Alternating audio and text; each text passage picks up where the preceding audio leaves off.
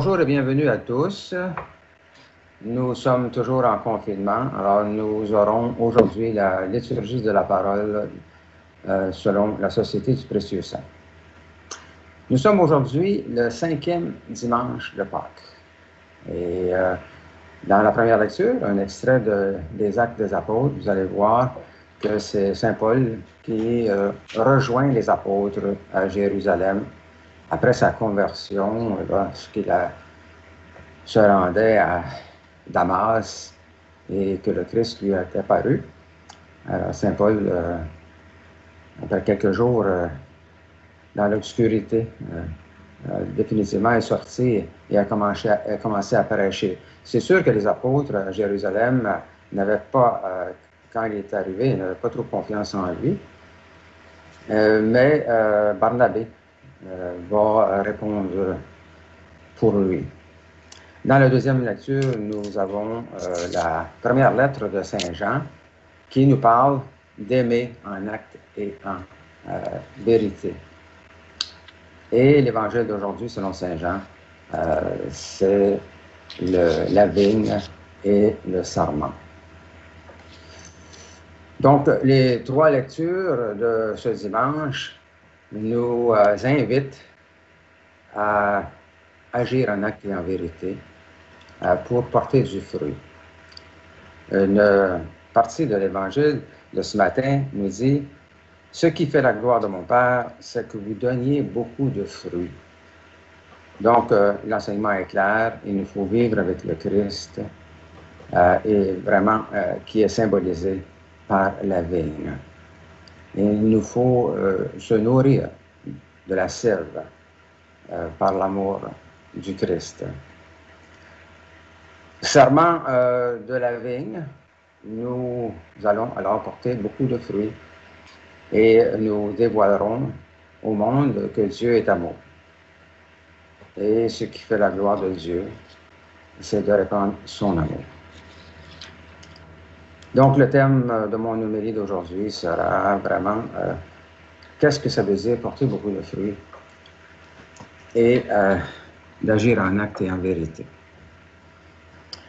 Aujourd'hui, nous commémorons Flavien, le révérend Flavien Mainguy, et je vais vous donner un petit résumé, c'est-à-dire, il est né à Québec en 1868, a étudié au Collège Saint-Laurent près de Montréal, et il s'est joint à l'Église catholique chrétienne à Sturgeon Bay, au Wisconsin.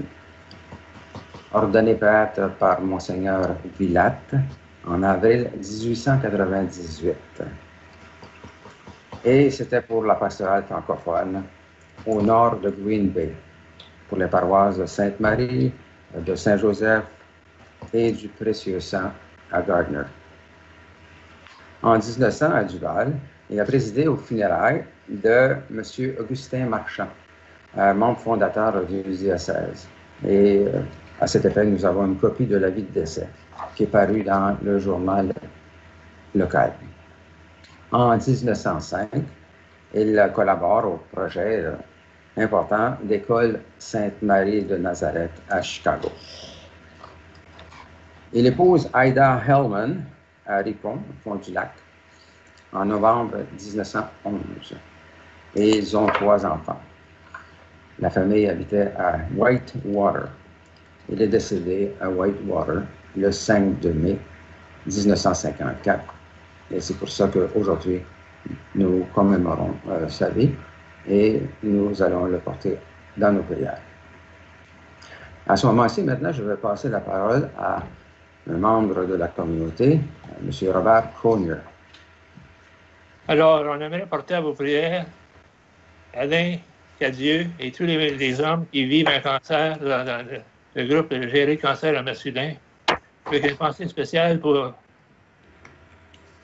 partager entre nous avec amour et respect. Amen. Amen. Amen. Nous commençons donc maintenant la liturgie de la parole. Au nom du Père, du Fils et du Saint-Esprit. Amen. Seigneur, ouvre mes lèvres. Que ma bouche chante tes louanges.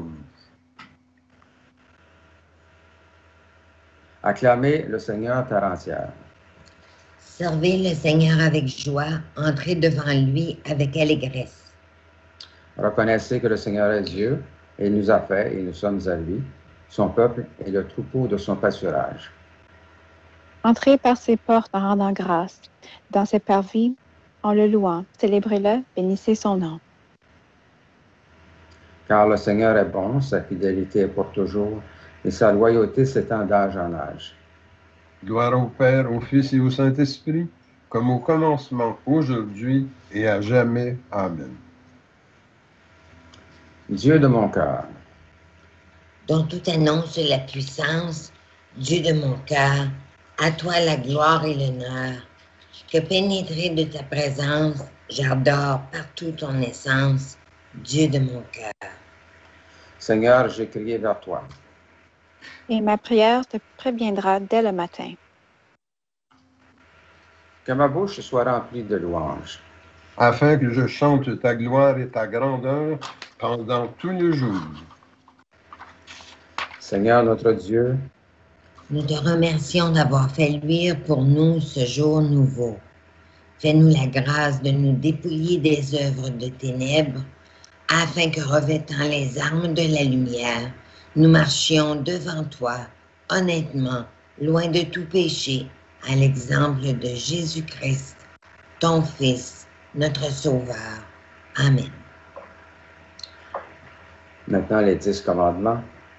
Je suis l'Éternel, ton Dieu, tu n'auras pas d'autre Dieu que moi. Seigneur, aie pitié de nous et incline nos cœurs à garder cette loi. Tu ne feras pas d'image taillée pour les adorer et leur rendre un culte. Seigneur, aie pitié de nous et incline nos cœurs à garder cette loi. Tu ne te serviras pas avec légèreté du nom du Seigneur ton Dieu. Seigneur, aie pitié de nous et incline nos cœurs à garder cette loi. Souviens-toi de sanctifier le jour du Seigneur. Tu travailleras pendant 6 jours, mais le 7e est le repos du Seigneur ton Dieu. Seigneur, aie pitié de nous et incline nos cœurs à garder cette loi. Honore ton père et ta mère. Seigneur, aie pitié de nous et incline nos cœurs à garder cette loi. Tu ne tueras point. Seigneur, aie pitié de nous et incline nos cœurs à garder cette loi. Tu ne commettras point d'adultère. Seigneur, aie pitié de nous et incline nos cœurs à garder cette loi. Tu ne déroberas point. Seigneur, aie pitié de nous et incline nos cœurs à garder cette loi. Tu ne porteras pas de faux témoignages contre ton prochain. Seigneur, aie pitié de nous et incline nos cœurs à garder cette loi. Tu ne désireras ni la maison de ton prochain, ni rien de ce qui lui appartient. Seigneur, aie pitié de nous et incline nos cœurs à garder cette loi. Un docteur de la loi interrogea Jésus, « Maître, quel est le plus grand commandement de la loi? » Jésus lui répondit, « Tu aimeras le Seigneur ton Dieu de tout ton cœur, de toute ton âme et de toute ta pensée. » C'est le premier et le plus grand commandement. Et voici le second qui est aussi important. Tu aimeras ton prochain comme toi-même. Dans ces 2 commandements sont renfermés toute la loi et les prophètes. Seigneur, aie pitié de nous et grave dans nos cœurs toutes ces lois que tu nous as données, nous t'en supplions. Mes frères et sœurs, mettons-nous dans les dispositions pour recevoir l'illumination de Dieu et confessons-lui nos manques d'amour à son endroit et envers nos frères et sœurs. Nous avons péché contre toi, Seigneur, en pensée, en parole et en acte, parce que nous avons fait et parce que nous n'avons pas accompli. Nous ne t'avons pas aimé de tout notre cœur et nous n'avons pas aimé notre prochain comme nous-mêmes. Pour l'amour de ton Christ, aie pitié de nous. Pardonne-nous, renouvelle-nous et fais-nous marcher dans tes voies à la gloire de ton nom. Amen. Que Dieu vous fasse miséricorde, qu'il pardonne vos péchés et vous conduise à la vie éternelle. Amen. Seigneur, prends pitié. Christ, prends pitié. Seigneur, prends pitié. Gloire à Dieu au plus haut des cieux. et paix sur la terre à ceux et celles qui l'aiment. Nous te louons, nous te bénissons, nous t'adorons, nous te glorifions, nous te rendons grâce pour ton immense gloire. Seigneur Dieu, Roi du ciel, Dieu éternel et tout-puissant, Seigneur, Fils unique, Jésus-Christ, Seigneur Dieu, Agneau de Dieu, Fils du Père, toi qui ôtes le péché du monde, prends pitié de nous. Toi qui ôtes le péché du monde, reçois notre prière. Toi qui es assis à la droite du Père, prends pitié de nous, car toi seul es saint, toi seul es Seigneur, toi seul es le Très-Haut, toi Jésus-Christ avec le Saint-Esprit, dans la gloire de Dieu le Père. Amen. Le Seigneur soit avec vous. Et avec toi aussi. Prions. Ta parole, Seigneur, est plus douce à mon oreille que l'instrument le plus flatteur. Ta parole est pour moi ce qu'à la jeune abeille est le sucre de la tendre fleur. Bon pasteur aux meilleurs herbages, tu conduis tes jeunes agneaux. Pour eux sont les plus frais ombrages, et pour eux les plus claires eaux. Chantons sous ces voûtes antiques le Dieu qui règne sur nos cœurs, exaltons par de saints cantiques et son amour et ses faveurs.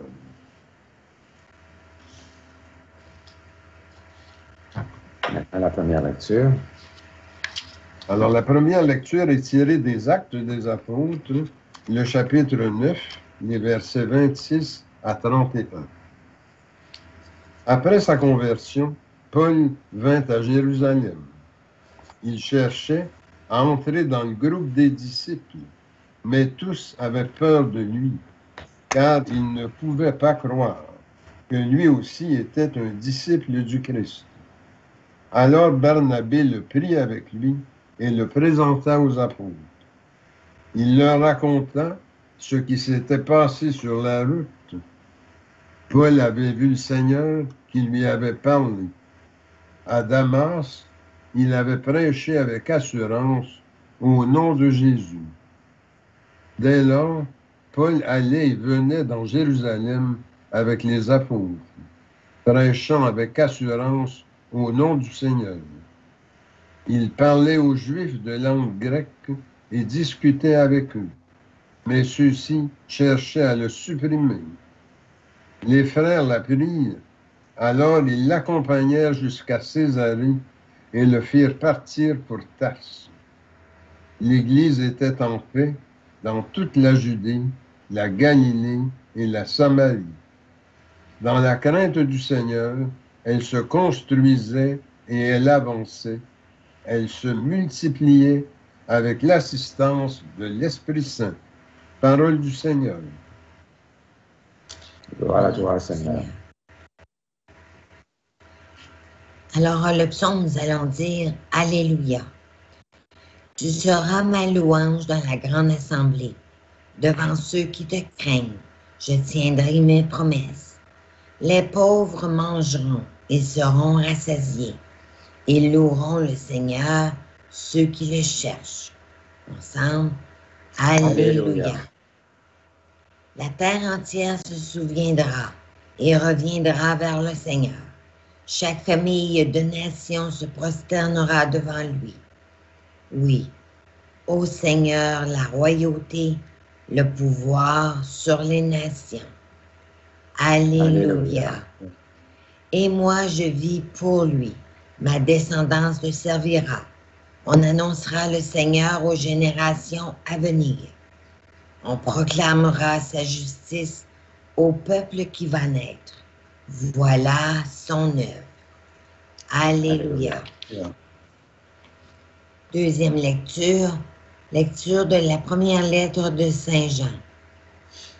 Mes enfants, nous devons aimer, non pas avec des paroles et des discours, mais par des actes et en vérité. En agissant ainsi, nous reconnaîtrons que nous appartenons à la vérité, et devant Dieu, nous aurons le cœur en paix. Notre cœur aurait beau nous accuser. Dieu est plus grand que notre cœur et il connaît toutes choses. Mes bien-aimés, si notre cœur ne nous accuse pas, nous nous tenons avec assurance devant Dieu. Et tout ce que nous lui demandons, il nous l'accorde, parce que nous sommes fidèles à ses commandements et que nous faisons ce qui lui plaît.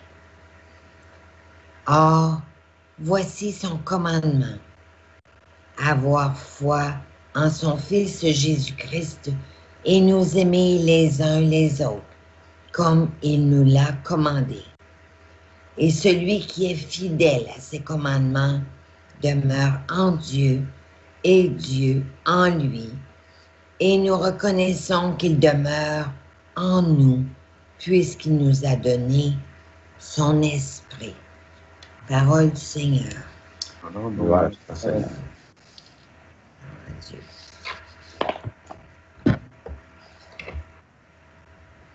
Alléluia, alléluia. Heureux qui demeure vivant dans le Seigneur. Il est comme un arbre planté près d'un ruisseau qui donne du fruit en son temps. Alléluia. Proclamation de la bonne nouvelle de notre Seigneur Jésus-Christ selon Saint Jean. Gloire à toi, Seigneur. À l'heure où Jésus passait de ce monde à son Père, il disait à ses disciples, « Moi je suis la vraie vigne, et mon Père est le vigneron. Tout sarment qui est en moi, mais qui ne porte pas de fruit, mon Père l'enlève. Tout serment qui donne du fruit, il le nettoie pour qu'il en donne davantage. Mais vous, déjà vous voici nets et purifiés, grâce à la parole que je vous ai dite. Demeurez en moi, comme moi en vous. De même que le sarment ne peut pas porter du fruit par lui-même, s'il ne demeure pas sur la vigne, de même vous non plus, si vous ne demeurez pas en moi. Moi, je suis la vigne, et vous, les sarments. C'est celui qui demeure en moi et en qui je demeure, celui-là donne beaucoup de fruits. Car en dehors de moi, vous ne pouvez rien faire. Si quelqu'un ne demeure pas en moi, il est comme un sarment qu'on a jeté dehors et qui se dessèche. Les sarments secs, on les ramasse, on les jette au feu et ils brûlent. Si vous demeurez en moi et que mes paroles demeurent en vous, demandez tout ce que vous voudrez et vous l'obtiendrez. Celui qui fait la gloire de mon Père, c'est que vous donniez beaucoup de fruits. Ainsi, vous serez pour moi des disciples. Acclamons la parole de Dieu. Louange à toi, Seigneur Jésus.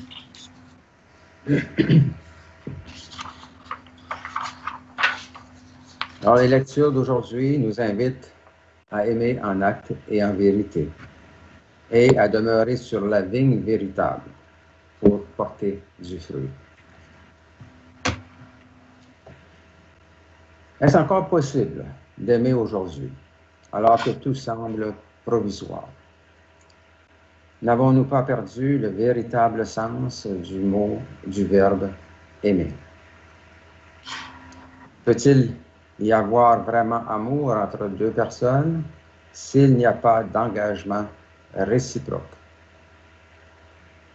N'est-ce pas l'amour qui nous permet de demeurer près d'une personne lorsqu'elle, celle-ci, est malade ou en difficulté? Demeurez en moi comme moi en vous, nous dit Jésus dans l'Évangile d'aujourd'hui. Demeurer veut dire être présent, rester. Ce verbe a un sens d'amitié, de fidélité, et il revient fréquemment dans le texte évangélique. Saint Jean insiste, pour porter du fruit, il faut demeurer sur la vigne. La vigne, c'est le Christ, et le Christ est la véritable vie. Alors, n'est vivant et ne peut porter du fruit que celui et celle qui demeure sur la vigne. Jésus nous dit, « Celui qui demeure en moi et en qui je demeure, celui-là donne beaucoup de fruits, car en dehors de moi, vous ne pouvez rien faire. » En dehors de la vie, c'est le dessèchement et la mort. Il nous faut demeurer, nous dit l'Évangile. Le verbe demeurer a perdu de sa force. Aujourd'hui, où tout semble temporaire et remplaçable. Nous avons peur de l'engagement et de la stabilité. Le changement est à la mode.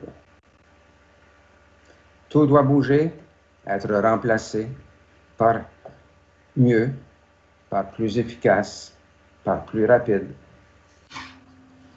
On achète un ordinateur ou un cellulaire et quelques mois plus tard, il faut le changer. Il n'est plus assez performant. On court sans cesse et on recherche toujours plus. Plus de biens, plus d'argent, plus d'émotions, et etc. Pour finalement se retrouver fatigué et insatisfait. Il nous faut demeurer sur la vigne, nous dit l'Évangile. Demeurer nous rappelle qu'il faut apprendre à nous arrêter, à nous ressourcer, pour devenir présent à nous-mêmes, aux autres et à Dieu. La course folle de nos temps modernes nous empêche de goûter aux bienfaits d'une présence authentique. Dieu est présence, si nous apprenons à demeurer présents. Être serment de cette vigne, c'est choisir la vie, choisir l'amour, choisir la solidarité. En effet, tout l'Évangile de Saint Jean parle du Christ comme lumière du monde, la vie, la vérité. Adhérer au Christ par la foi, c'est participer à ce mouvement créateur de la vie. C'est entrer dans la vérité, puisque nous sommes créés par et pour l'amour. Alors, tout devient possible, car l'amour abolit la distance entre les êtres et permet la communion, c'est-à-dire l'unité dans la diversité.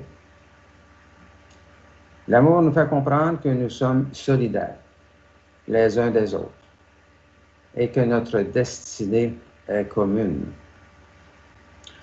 Oui, nous sommes solidaires, habitants d'un même monde qui nous a été confié.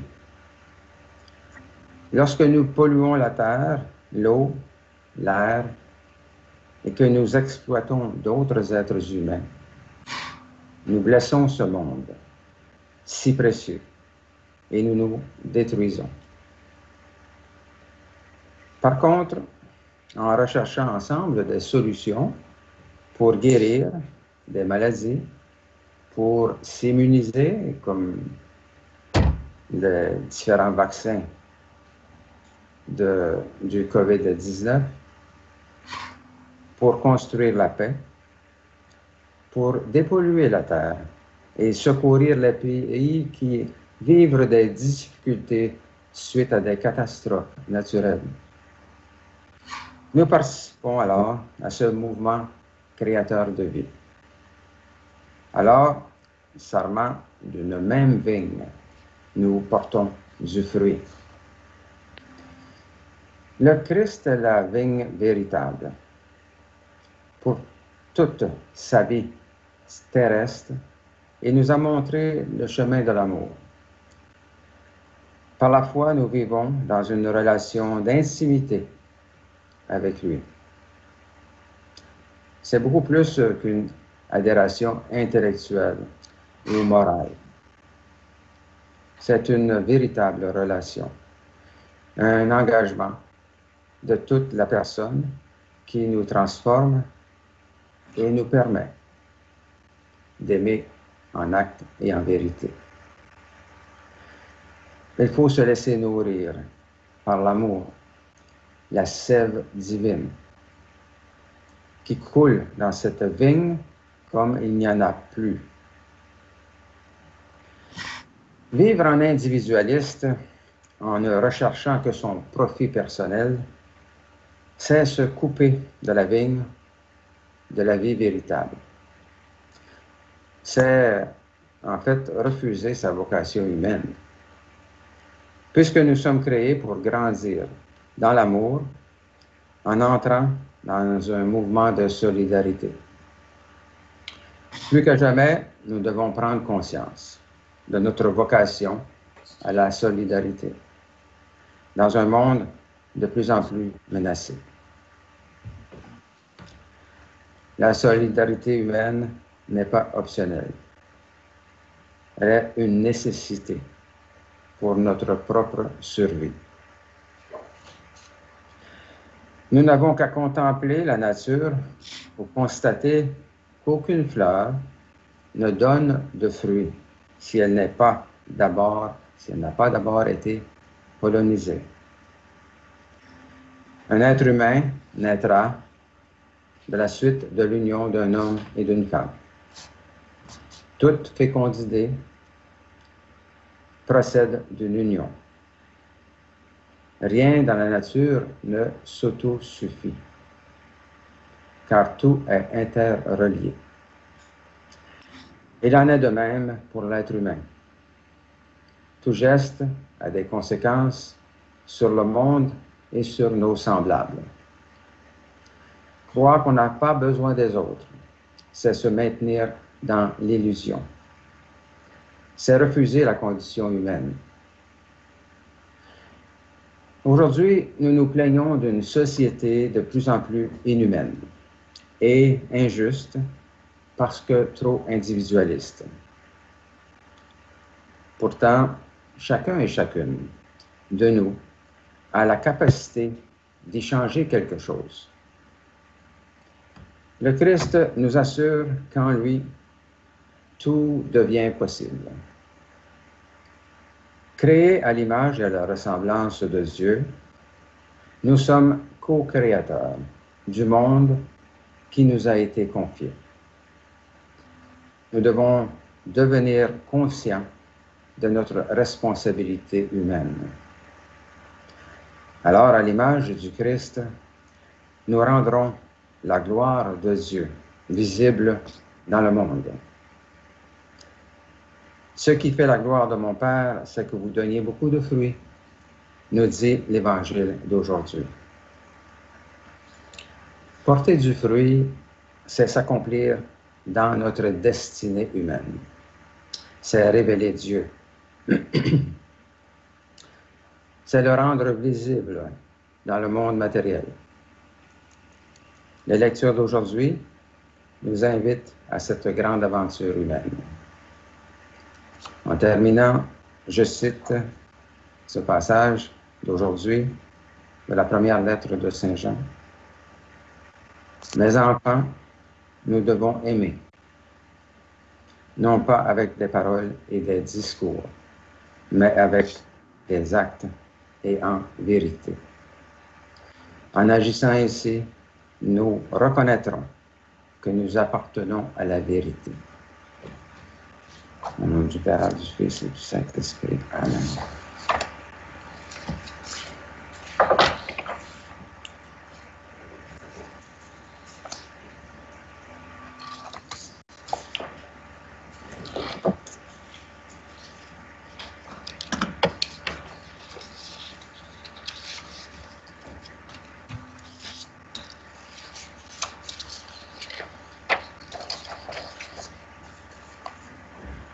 Au roi des siècles, immortel, invisible, seul Dieu, soit honneur et gloire au siècle des siècles. Louange à toi, Seigneur. Je crois en Dieu, le Père Tout-Puissant, Créateur du ciel et de la terre, et en Jésus-Christ, son Fils unique, notre Seigneur, qui a été conçu du Saint-Esprit, est né de la Vierge Marie, a souffert sous Ponce Pilate, a été crucifié, est mort, a été enseveli, est descendu aux enfers, le troisième jour est ressuscité des morts, est monté aux cieux, est assis à la droite de Dieu, le Père Tout-Puissant, d'où il viendra juger les vivants et les morts. Je crois au Saint-Esprit, à la Sainte Église catholique, à la communion des saints, à la rémission des péchés, à la résurrection de la chair et à la vie éternelle. Amen. Le Christ est l'impulsion de tendresse et de miséricorde de Dieu. Demandons que cette impulsion rejoigne les besoins et les préoccupations que nous avons pour nous-mêmes, pour notre milieu de vie et de travail, ainsi que pour notre pays et pour le monde.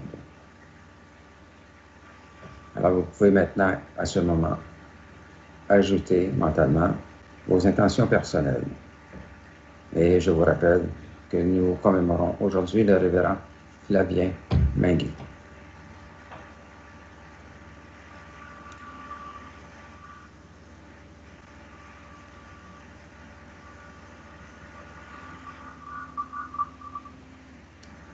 Seigneur, écoute-nous.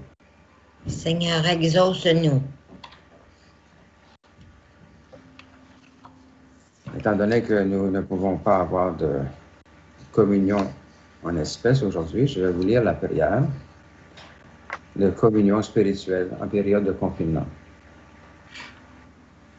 Seigneur, le confinement m'empêche de te recevoir dans l'hostie et le vin de l'Eucharistie. Mais je communie à toi spirituellement pour être fortifié par ta grâce et vivre dans ton amour. Maranatha, viens Seigneur Jésus. Amen. Et maintenant, prions comme le Seigneur nous l'a enseigné. Notre Père qui es aux cieux, que ton nom soit sanctifié, que ton règne vienne, que ta volonté soit faite sur la terre comme au ciel. Donne-nous aujourd'hui notre pain de ce jour. Pardonne-nous nos offenses. Nous pardonnons aussi à ceux qui nous ont offensés. Et ne laisse pas en tentation, mais délivre-nous du mal. Car c'est à toi qu'appartient le règne, la puissance et la gloire. Amen. Amen. Ô Dieu dont je tiens l'être, Toi qui règles mon sort, seul arbitre, seul maître de mes jours, de ma mort, je t'offre les prémices du jour qui luit sur moi. Je veux, sous tes auspices, ne le donner qu'à toi. Daigne d'un œil propice en voir tous les instants. Que ta main en bannisse tous les dangers pressants. Surtout, Dieu de clémence, qu'avec ton saint secours, nul crime et nulle offense n'ose en ternir le cours. Que ta bonté facile, qui voit tous nos besoins, rende à tes yeux utiles mon travail et mes soins. Et que, suivant la trace que nous ouvre les saints, nos jours soient par ta grâce des jours purs et sereins. Seigneur, que ta miséricorde se répande sur nous. Suivant l'espérance que nous avons mise en toi. Seigneur, exauce ma prière. Et que mon cri s'élève vers toi. Seigneur notre Dieu, qui nous a fait arriver au commencement de cette journée, sauve-nous en ce jour par la force de ta grâce et fais que nous ne tombions aujourd'hui en aucun péché, mais que nos paroles, nos pensées et nos actions soient toujours réglées selon ta justice et rapportées à l'observation de ta sainte loi. C'est ce que nous te demandons par notre Seigneur Jésus-Christ. Amen. notre secours est dans le nom du Seigneur. Qui a fait le ciel et la terre. C'est au nom du Père qui nous a créés, du Fils qui nous a rachetés et du Saint-Esprit qui nous sanctifie que nous commençons cette journée. Amen. Que la bénédiction de Dieu le Père, le Fils et le Saint-Esprit descendent sur nous et y demeurent à jamais. Amen. Allez dans la paix du Christ. Amen. Amen. Alors cela termine notre liturgie de parole d'aujourd'hui. Je vous remercie pour votre écoute. Thank you, Mitch, for the work you do. Et merci pour votre participation à tous. Et bon anniversaire jeudi, Willard. Bon anniversaire. Merci bien. Merci. J'aime Bon beaucoup ton anniversaire. appel. Bon dimanche. Merci. Bonne semaine.